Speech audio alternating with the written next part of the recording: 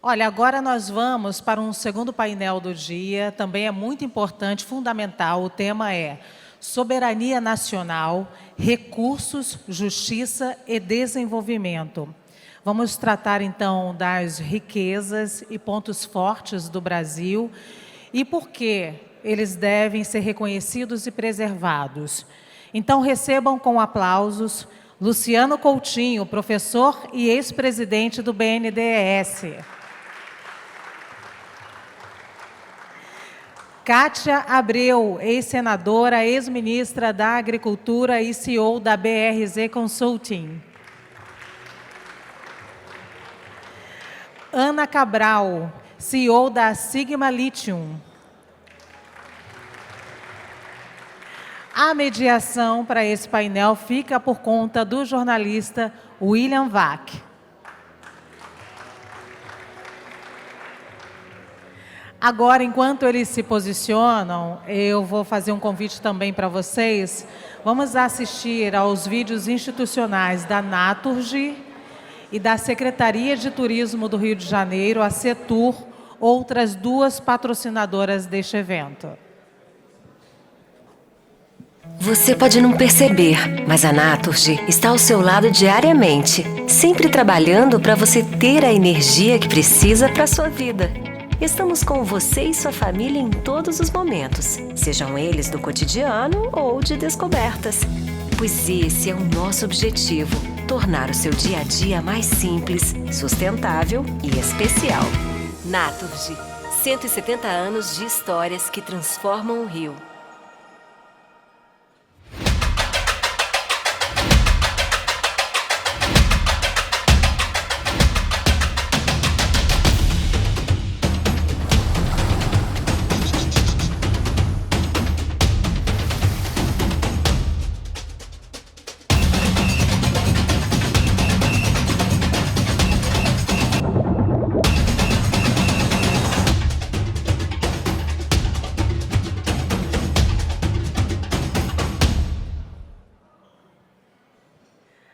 Agora sim, podemos começar o nosso painel. William, é com você.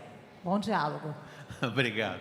Bom dia a todos. Eu estou surpreso vendo a Kátia sambando. Ela vem da terra do sertanejo.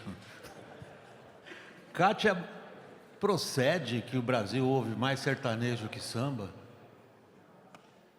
Por incrível que pareça, sim, né? Segundo as estatísticas musicais, é uma coisa impressionante. Eu sou mais adepta do sertanejo antigo. Esse atual eu não conheço bem os novos atores.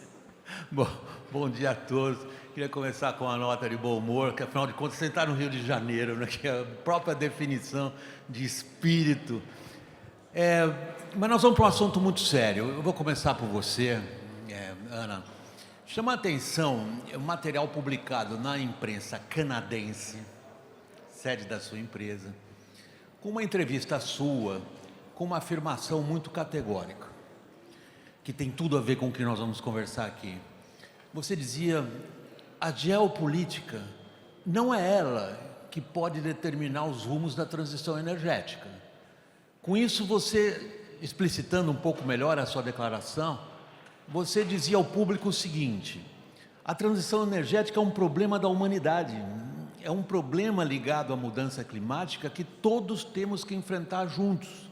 E algumas das soluções são evidentes, em termos de recursos naturais, que é o que você faz, como empresária, que é um mineral absolutamente vital, se a gente pensa na transição energética para energias limpas e como é que a gente vai guardar energia elétrica em baterias.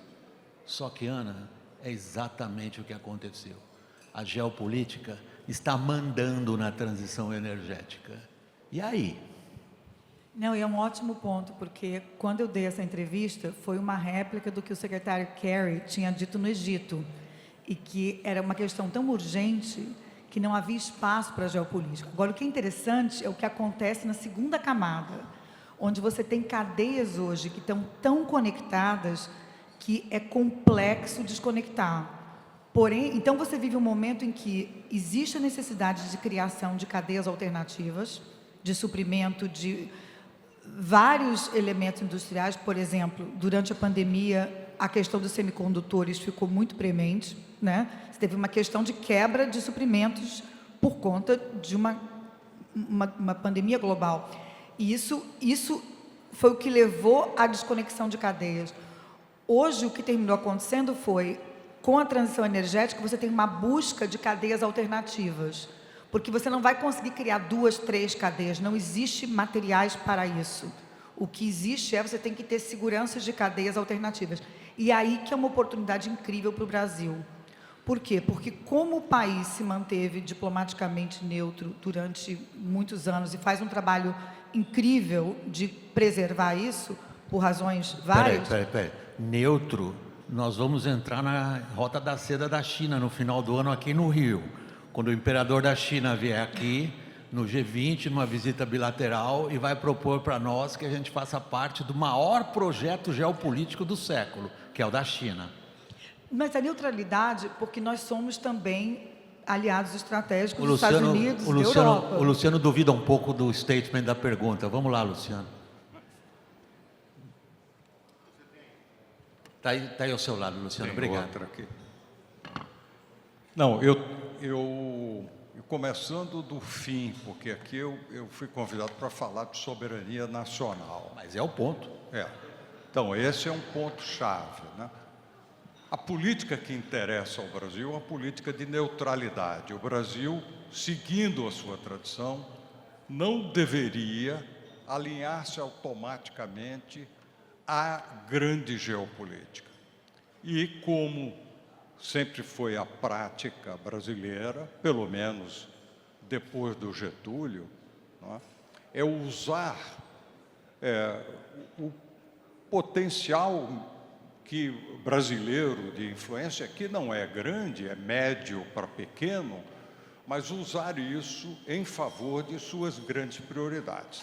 As grandes oportunidades que o Brasil tem agora, em face ao futuro, em face do grande desafio da crise climática, não é?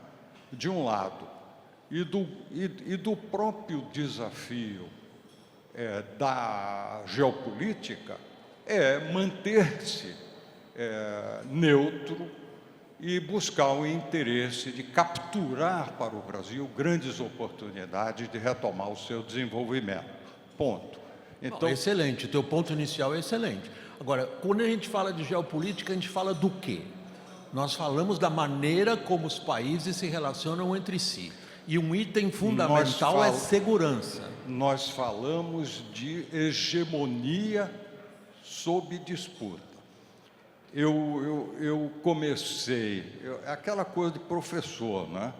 Me preparar para essa discussão de geopolítica e de soberania, e aí eu disse, é impossível discutir isso sem compreender o desenvolvimento desde o final do século XIX, passando pelo período de disputa territorial global, o chamado período do imperialismo territorial, em que os Estados nacionais colonizaram a África, a Ásia, etc., a América do Sul. Passou isso, o ocaso da hegemonia inglesa, quando a Marinha Britânica dominava os 7 mares e assegurava segurança para esse capitalismo que se desenvolvia, inclusive das industrializações que concorriam com a Inglaterra, especialmente Estados Unidos, Alemanha, Japão, entre outras, né? Depois dessa crise da hegemonia inglesa, que é despedaçada com a Primeira Guerra Mundial, né? A Primeira Guerra Mundial é um pá de cal na crise da Libra, que já vinha. A Primeira Guerra é uma expressão desse conflito entre Estados-nações numa etapa complicada. Luciano, Aí vem outros anos 20, complicados, anos caóticos, Grande Depressão, guerra, Segunda Guerra Mundial, o período pós-Segunda Guerra Mundial. Em todo este período, você vai substituir a hegemonia inglesa pela hegemonia americana, que se afirma de uma maneira incontrastável depois da Segunda Guerra Mundial. Esta hegemonia americana começa a entrar em crise com a crise do dólar, choques de petróleo, desregulação financeira e o mundo de hoje. Luciano, deixa eu só encurtar um pouco o teu grande arco histórico. Você fala da Pax Britânica, depois você fala da Pax Americana, que é a que está terminando agora. Portanto, nós estamos vivendo um período geopolítico excepcionalmente crítico. Não está terminando agora. Está. Não está. Está porque ela está contestada. Ela está acabando. Ela acabou o regime unilateral. Agora vem a questão que eu vou... Deixa eu pôr a Kátia na conversa. Uma pergunta. Deixa eu pôr a Kátia na conversa. Ela está quieta até aqui agora. Tá, isso é horrível, deixar ela na posição de espectadora privilegiada. Kátia, bom dia. Kátia, o ponto que o Luciano está levantando e que a Ana levantou é essencial da nossa perspectiva brasileira pelo seguinte: soberania nacional numa época de crise. O que a gente deve fazer, Kátia? Fazer como o presidente do Chile fez, ou está tentando fazer em relação ao lítio, Ana, que é fazer o Estado tomar conta daquilo que ele acha essencial do ponto de vista dos seus recursos naturais para enfrentar uma situação internacional de imprevisibilidade e insegurança? Primeiro, eu queria só agradecer o João, a Ana, por essa grande oportunidade. Parabéns por esse grande evento, como sempre, muita competência e eficiência. Beijo na Camila, que está amamentando, aquela flor, e o Pedro. Mas, William, Ana e Luciano, num português assim, bastante claro e muito simples, eu acho que nós temos que administrar tudo isso, administrar. Se for preciso a interferência do Estado na hora certa, como foi no passado, se nós não tivéssemos uma ocupação, porque soberania, para mim, a coisa física, concreta da soberania é a ocupação. E, desde então, o agro e a mineração foram convocadas para fazer essa mineração. Primeiro, por uma decisão do Estado brasileiro, depois entregue totalmente à iniciativa privada, o Estado se afasta e a iniciativa privada leva. Em momentos críticos, como nós tivemos agora, estamos assistindo um protecionismo internacional contra a China e os seus avanços por conta da sua mudança interna, que cai o índice de natalidade. Então, o consumo interno passa a ser um segundo plano e as exportações ferozes da China passam para o primeiro plano. E os países, para se defenderem... De carro elétrico. Hã? De carro elétrico. Exatamente, carro elétrico e principalmente minério de ferro, que teve um recuo nos investimentos de infraestrutura de imóveis na China, e eles passaram a exportar aço, minério de ferro, quase que de graça, né? Atrapalhando todo o comércio internacional, as empresas, as indústrias. O Brasil até atrasou um pouco nessa medida, que aí a interferência do Estado para proteger a iniciativa privada, que ele empurrou, então, nós fomos por risco, mas o Estado tem que entrar na hora certa. Mas o que a gente faz agora? Por exemplo, a Ana está olhando para você. O Chile está querendo colocar sob o Estado, por exemplo, o lítio, porque ele considera uma reserva estratégica. É algo que você olha com que olhos, Ana? Não, o que aconteceu no Chile foi um dos grandes erros de política dupla, porque não foi só este governo, foi o governo anterior. O governo anterior começou com o royalty congolês. Lítio não é raro, tem lítio na água do mar. Resultado, foi o grande vetor de desinvestimento do Chile no nosso setor. Os capitais foram para a Austrália e agora, recentemente, os chilenos e os australianos querendo investir aqui. Por quê? Porque num material que não é raro, onde a única coisa rara é capacidade de execução industrial, todo mundo perde dinheiro na ponta da mina. Você termina ganhando dinheiro onde você agrega valor. Resultado, um governo mais outro, o resultado foi uma evasão de investimentos do Chile para a Argentina. Quando que alguém imaginar que a Argentina ia receber mais capital líquido nesse segmento do que o Chile? Porque é do outro lado da fronteira do Triângulo do Lítio. E o Brasil, na terceira derivada. Eu sei, Luciano, você tem uma extraordinária experiência como ex-presidente do BNDES. e na perspectiva do Estado indutor, mas aí não é disso que nós estamos falando nesse exato preciso momento, mas na capacidade do Estado de assegurar os seus bens essenciais numa atmosfera internacional perigosa. Só o seguinte, William, é o seguinte, você deveria ser um coordenador do painel e não um debatedor. Eu não consigo resistir. Primeiro ponto, você não consigo resistir. Você formula as perguntas e depois enuncia até antes a sua opinião. É bom, claro, mas você precisa ouvir antes a opinião do painel. Então, desculpe, assim, nós estamos vivendo um momento de grande complexidade histórica, não é? Porque o que emergiu desse capitalismo desregulado, depois da desregulamentação do comércio, e depois, especialmente, da abertura financeira global, foi o agigantamento do mercado de capitais no mundo todo e a integração financeira das principais economias, de um lado.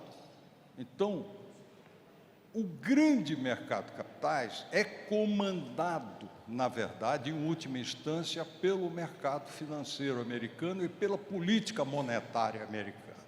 E ele tem uma importância extraordinária e que será muito duradoura, inclusive a hegemonia do dólar como moeda global.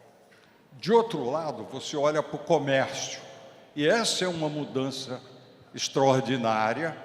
Começou com as multinacionais americanas nos anos 90, descentralizando produção para a Ásia, especialmente para a China, e isso permitiu à China uma ascensão meteórica e um peso extraordinário no comércio de bens e serviços, que é uma realidade muito relevante. Isso cria um mundo onde essas esferas são, no comércio, tem um predomínio relevante da China, na finança, um predomínio relevante do Ocidente, na moeda dominante, e nós temos, de outro lado, outros desafios que são globais, são desafios novos. O principal é a crise climática, mas também temos um refluxo demográfico, não é? O crescimento da população global começa a reduzir, com exceção da África e de algumas grandes economias asiáticas. Luciano. Isso eu quero dizer.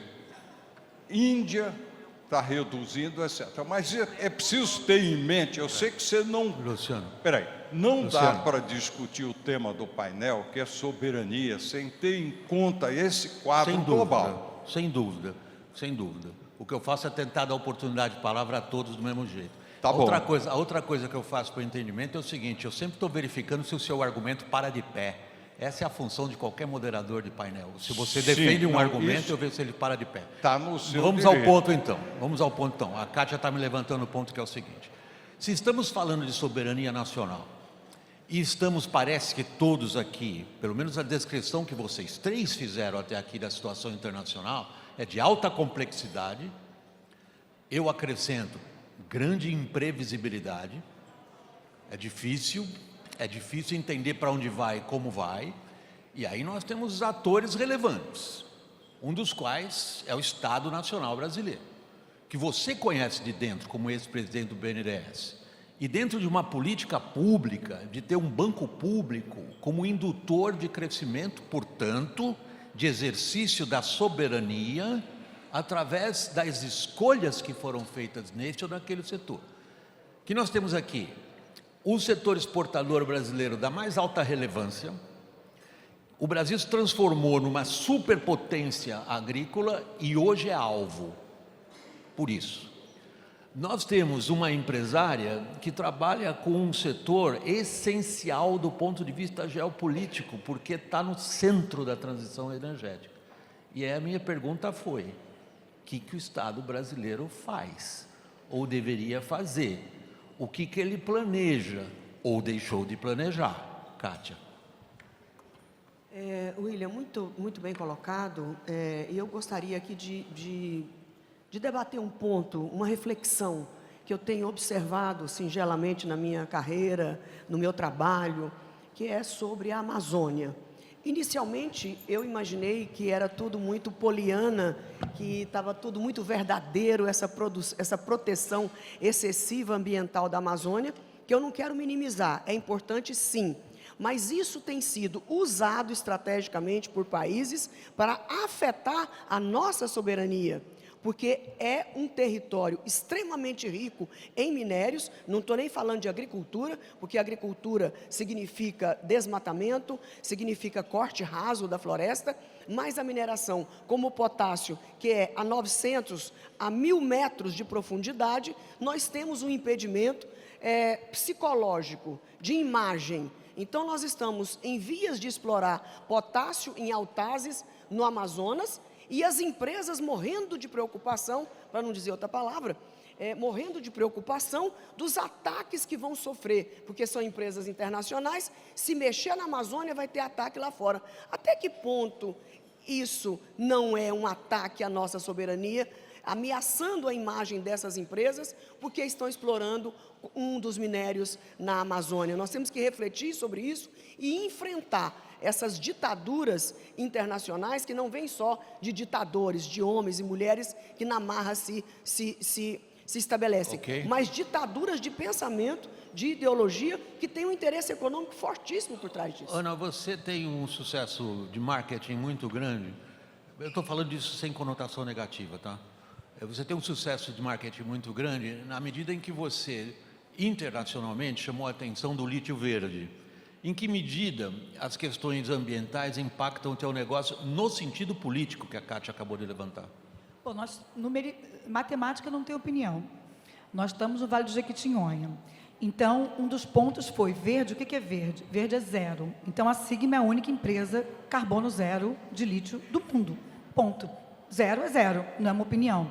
E essa foi a ideia. Quer dizer, todos os quesitos problemáticos, por exemplo, o mote do Chile de nacionalizar o lítio foi o uso de água. Eram 2 milhões de litros de água por tonelada de lítio. Nós usamos água zero. Toda a água é água de esgoto. Então, quer dizer, ao numerizar, nós eliminamos a politização do debate, porque existe sim uma politização do debate que muitas vezes era usada contra o Brasil, porque a gente já falou isso até para a Denise ali do Correio Brasiliense. Esse Brasil bacana, verde, competitivo, ele é um Brasil que incomoda. Por exemplo, uma das coisas que aconteceu demais com a Sigma no início, nós ganhamos share de 2 mercados muito fortes, competidores globais. Share de passar o rodo de share. Por quê? Porque nós temos custos competitivos comparáveis à África e à China, e nós entregamos carbono zero sem ter uma mudança de custo, ou seja, incomoda muito. Então, o marketing era defesa, no sentido de é zero, e acaba a conversa aqui, porque zero é zero. Então, por quê? Porque era o marketing contra que atrapalhava, até de greenwashing a gente foi chamado, mesmo tendo zero. Então, no que você chega com os números, você mata a discussão. E aí entra a política industrial. Porque qual é a oportunidade para o Brasil? Você tem aqui um sistema elétrico que não é um passivo, você faz a indústria escopo 1 direito e cria algo que é globalmente competitivo, você coloca o Brasil num cenário competitivo, e aí você junta isso com uma diplomacia do samba ou do sertanejo que vai dançando ali, é realmente complicadíssimo, que o ponto que você falou, não é trivial você ser neutro, é mais difícil ser neutro do que tomar um lado. Mas a gente vai navegando. O Brasil navega muito bem isso. Resultado, a oportunidade é ímpar, ímpar. E não é algo que dá para a gente esperar, porque é um cavalo selado. Em que sentido? Outros países que estão fazendo a mesma coisa. Indonésia, neutro lá, de um lado e do outro. Argentina, aqui do lado, né? São os 2 grandes celeiros aqui. E até o Marrocos agora entrou nisso. Ou seja, é uma oportunidade nossa para perder. né? Luciano, aí passa para você, pelo seguinte. Não precisa me perguntar. Eu prefiro comentar as duas respostas. Você também não precisa esperar que eu passe a palavra. Assim que você quiser Não, intervir. passe a palavra, então. Faça a pergunta. Porque eu quero ir ao núcleo da discussão. Vamos lá. Tá? Que está colocada aqui na mesa. Né? Quais são os trunfos do Brasil nessa conjuntura? Né? Primeiro, o agronegócio brasileiro. É um trunfo que o Brasil tem, inclusive diante do comércio com a China, porque o Brasil é um elemento fundamental de segurança alimentar para várias economias. Né? Então, esse é um trunfo nada irrelevante do Brasil. Segundo, o Brasil tem um imenso potencial em energias renováveis. Deste potencial em energias renováveis deriva uma série de outras oportunidades, entre elas na área de mineral. Na área de mineral, e eu, então, agora queria colocar também a pergunta sobre o futuro da nossa indústria. De outro lado, a capacidade indutora, as capacidades do Estado foram debilitadas pelo ciclo liberal recente do Brasil. Você mencionou o BNDES, a capacidade do BNDES foi substancialmente reduzida. Não que ela não exista, né? Ela existe, mas o BNDES recebeu 400 bilhões do Tesouro, devolveu 650, sem comprometer a rigidez da instituição, que mostra a qualidade da instituição, que, portanto, pode voltar a ter um papel indutor, sem dúvida. Um papel indutor em estreita parceria com o setor privado. Mas, para que a gente possa capturar essas oportunidades, é necessário ter uma estratégia. Por exemplo, as oportunidades que aparecem nos minerais críticos, porque a transição energética, saindo dos combustíveis fósseis em direção à eletrificação, processos industriais, do sistema de mobilidade automotiva, etc., tudo isso demanda minerais. Mas nós vamos continuar sendo exportadores de recursos naturais, ou nós vamos aproveitar a oportunidade para completar a cadeia no meio de metais, e especialmente de metais de alto valor agregado. Então, nós precisamos ter uma estratégia. Essa estratégia precisa ter um mínimo de consenso na sociedade, que é um ponto positivo que eu vejo se desenhando, que possa permitir a captura dessas oportunidades. De outro lado, a soberania de qualquer Estado hoje, com exceção do Estado americano, que tem poderio militar, poderio de ter a moeda global, poderio financeiro. De outro lado, a China, que tem poderio industrial e poderio comercial, é uma longa transição e talvez não tão curta quanto você estava colocando. Mas, no frigir dos ovos, para o Brasil, a soberania tornou-se mais limitada e a capacidade dos nossos grandes grupos empresariais também está razoavelmente avariada. Agora é que a gente entra no ponto. E este é o ponto que eu queria trazer. Ok, vamos nele. Vamos no ponto que você queria trazer. O ponto que você queria trazer se choca com um dado da realidade, que é o seguinte: o sistema multilateral baseado em regras liderado por uma aliança ocidental capitaneada pelos Estados Unidos, não só permitiu a ascensão da China, como estabeleceu regras. O que a gente viu do ponto de vista do Brasil foi a destruição da OMC. O que a gente viu do ponto de vista do Brasil foi a destruição de um regime multilateral que está sendo substituído por um que não sabemos qual vai ser. Nesse ambiente, e você assinala com toda a propriedade a força do sistema internacional baseado nos Estados Unidos, mas é baseado hoje na weaponization of financial instruments, uma das mais perigosas iniciativas em relação à China é excluí-la dos grandes circuitos dos financiamentos internacionais.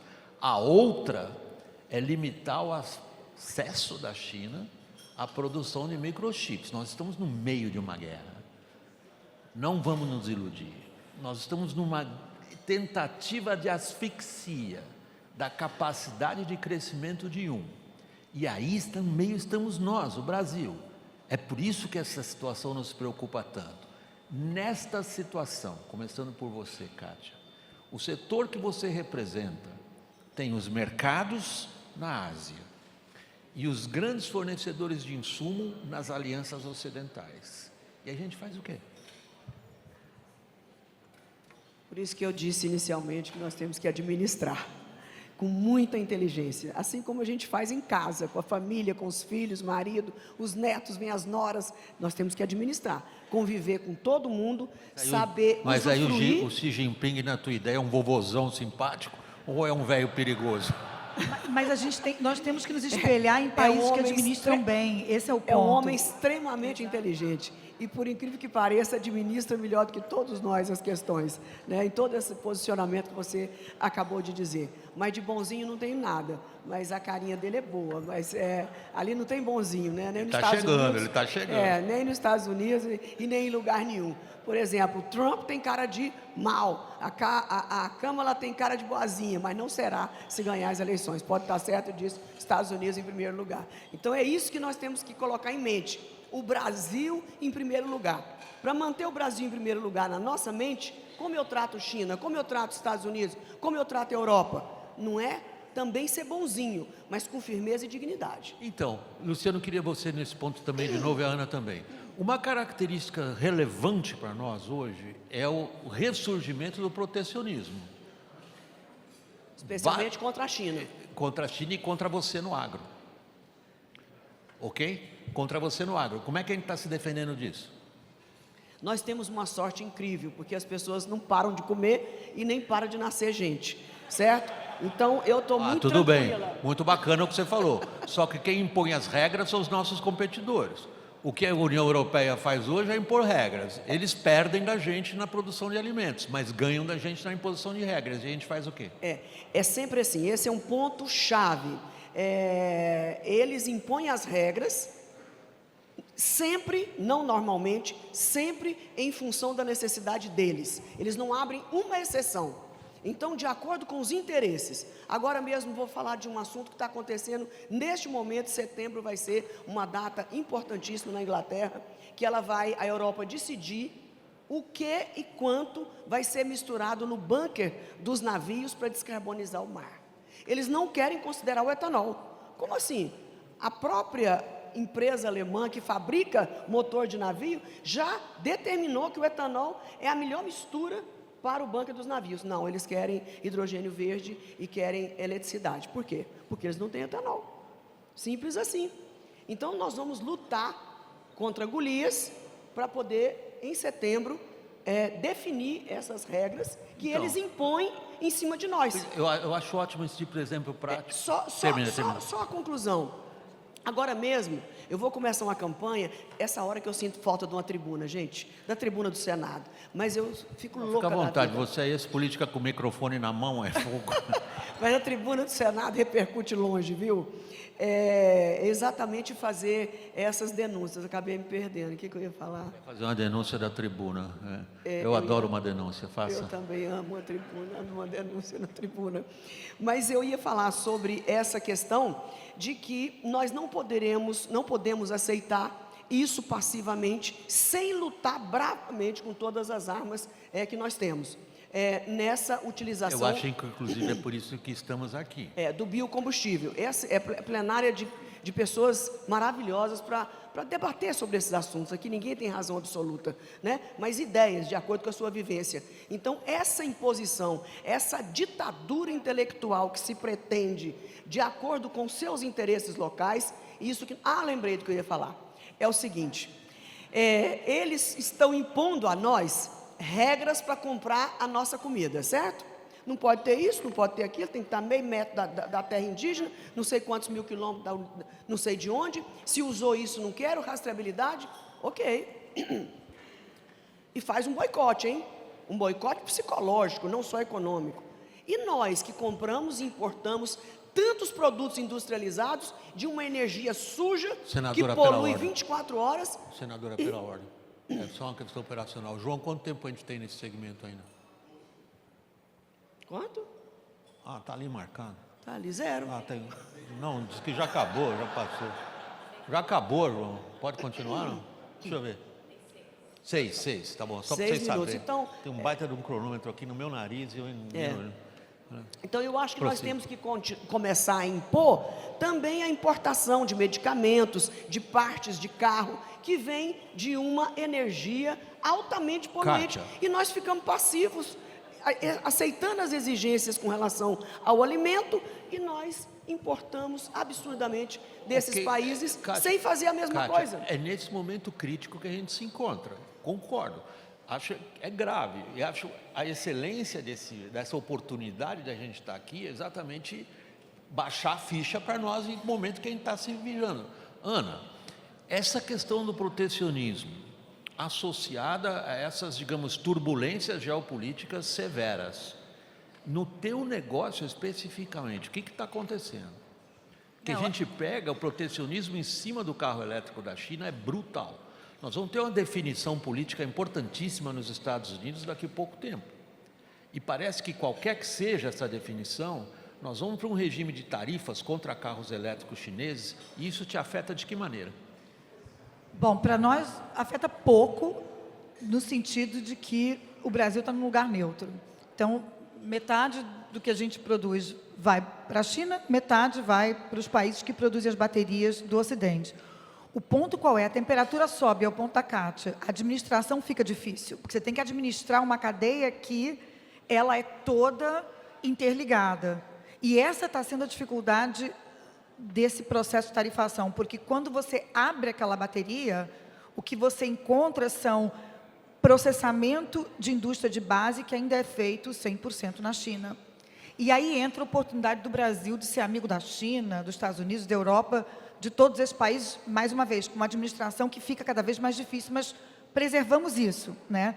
E aí volta o teu ponto. Belt and Road, o MSP, assina tudo.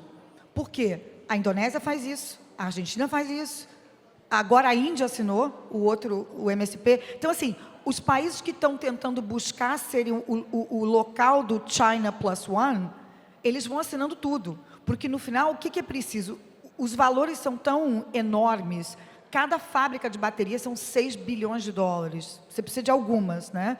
Então, são alguns bilhões de dólares, não existe nem política industrial suficiente num único lugar para mobilizar isso, são consórcios. Resultado, o que você quer é ser o país amigo que recebe o investimento de todos, dos dois lados, dos três lados, se botar a Europa também na categoria dela.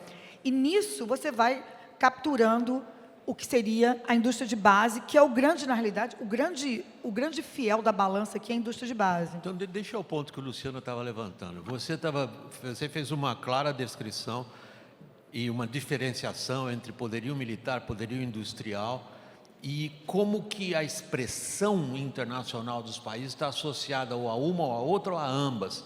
Aí, no caso, na tua experiência no BNDES, Luciano, na situação atual, esta agora, crítica que a gente vive, o que deveria ser o nosso empenho estratégico em termos de indução à indústria nacional? Olha, a primeira coisa é que o Brasil precisa ter um projeto e saber o que quer. Tá? As oportunidades são relevantes, mas a gente se defronta com grandes desafios. Eu vou dizer assim, o IRA americano, o Inflation Reduction Act, que não tem nada a ver com isso, é um maciço programa de subsídio industrial que estabeleceu parâmetros de competitividade para muitos setores e que é referência mundial para você poder competir. O programa da União Europeia, 900 bilhões de euros, programa de subsídio pesado. O programa chinês, a China toda é uma estrutura de fomento, não é? E agora a expansão do Belt and Road. Tudo isso cria constrangimentos para nós. Primeiro, constrangimentos de mercado, que é o estabelecimento de parâmetros de preço para o hidrogênio, para os minerais críticos, etc., dos quais nós não podemos escapar, mas exigiria que o Brasil estudasse quais são as regras regulatórias para o preço de energia, para a tributação, para o financiamento, que hoje é um aspecto secundário até, embora continue relevante, especialmente o financiamento para reforçar a capacidade de capital dos nossos empreendedores. Então, nós temos uma equação mais complexa, não é? Mas nós precisamos saber o que é que queremos, quais são as oportunidades, o que é que queremos. E nós temos oportunidades. Bom, então, eu passo a palavra Termina, eu passo para cá. É porque eu estou preocupado, porque eu tenho 50 segundos. Bom, eu acho que nós temos grandes oportunidades na cadeia industrial, se soubermos aproveitá-la. Nós podemos fazer uma transição automotiva com veículos híbridos. Nós temos a indústria de biocombustíveis, especialmente combustível para aviação, etc. Tremenda oportunidade. Nós podemos avançar a cadeia de minerais para frente, para os produtos mais sofisticados, não é? E nós podemos usar aquilo que ainda a gente tem, que é um mercado interno que pode ser alargado por políticas de inclusão, para ampliar as oportunidades industriais brasileiras. Nós temos, porém, falta de estratégia, falta de convicção das elites empresariais brasileiras e de autoconfiança para sonhar um projeto. Luciano, elas estão aqui. Mas esta é o fato seguinte, que a grande parte da elite brasileira descolou os seus interesses patrimoniais, não toda, porque toda a riqueza está financiarizada e está fora do Brasil. O Brasil tem um mercado de câmbio altamente líquido, não é? E que permite que o grande empresário se pense como um empresário que transita João, no mundo da finança global. Esse é um bom tema para o Esfera, hein? A elite empresarial brasileira se descolou de um projeto nacional e passou a pensar muito mais em termos financeiros do que na produção de bens de capital e por aí vai. Foi? Foi. Mas esse eu sou obrigado a acabar, Luciano. Eu não disse que isso é uma verdade absoluta. Não, mas é um bom tema para o João fazer um seminário em cima disso. É um grande tema. Ele é um aspecto... Temos um empresário aqui, ó, o Flávio Rocha. É isso, Flávio? Não, o Flávio não está nesse grupo. É um aspecto... Ele não está no grupo dos internacionais. É um aspecto da realidade brasileira e da complexidade. Não é? Agora... Eu peço desculpas, Luciano, eu tenho que manter o tempo. Eu sou realmente constrangido. Perdoe, sinceramente. Não, está perdoado. Eu gostaria de continuar o painel, porque eu sei, mas eu estou dizendo, isso é um grande começo de um outro programa. Kátia, uma observação final, super rápida. Hidrogênio verde. Que o governo e os empresários precisam investir, o governo subvencionar porque é necessário hoje, mas é o mecanismo do futuro e nós não podemos abrir mão. Quando se fala em hidrogênio verde, não tem como falar disso sem energia solar, sem energia hidráulica ou sem energia eólica. Atenção Ana, a isso. De novo, com o meu pedido de desculpas, se você pudesse ser hiper breve. A oportunidade, quer dizer, o caminho não é nacionalizar, o caminho, na realidade, é pelo fato de a gente conseguir administrar isso bem aqui no Brasil, diplomaticamente, é o Brasil se colocar como centro, como elo de cadeia. A oportunidade na indústria de base aqui, ela é gigantesca, gigantesca, acho que é muito grande para ser ignorada. E isso passa por essa segurança jurídica que nós temos dado justamente no setor mineral por conta dessas décadas todas. E daqui, como o Luciano muito bem disse, partir para continuar a agregar valor, que é o que nós já fazemos e fazendo cada vez mais, né? É muito grande para ser ignorado. Eu concordo. Acho que o Brasil precisa de segurança jurídica, precisa ser um porto seguro, um safe haven, e precisa ter previsibilidade em várias esferas, não é? E sem isso, com todas as dificuldades que a gente tem, fica ainda mais difícil, se não impossível. Agora, William, queria sublinhar um ponto que você começou aqui, que era o seguinte: as grandes ameaças vêm da desordem global que pode ser provocada pela intervenção inteiramente arbitrária nos mecanismos financeiros que começam a ser afetados tanto quanto a arbitrariedade invadiu a regra do multilateralismo comercial. Nós estamos navegando em águas perigosas. Por isso que eu queria ter começado a discussão com os anos 20, com os 20 anos de crise entre 1919 e 1939. Foram anos de caos, anos de agressividade, anos de protecionismo e anos de destruição da ordem internacional. Novamente, eu me sinto na horrível posição de ter que cortar sua palavra. Me perdoe. Tá cortado. Eu sou obrigado a entregar no prazo. Está cortado, mas para a gente entender o futuro, precisa entender o passado.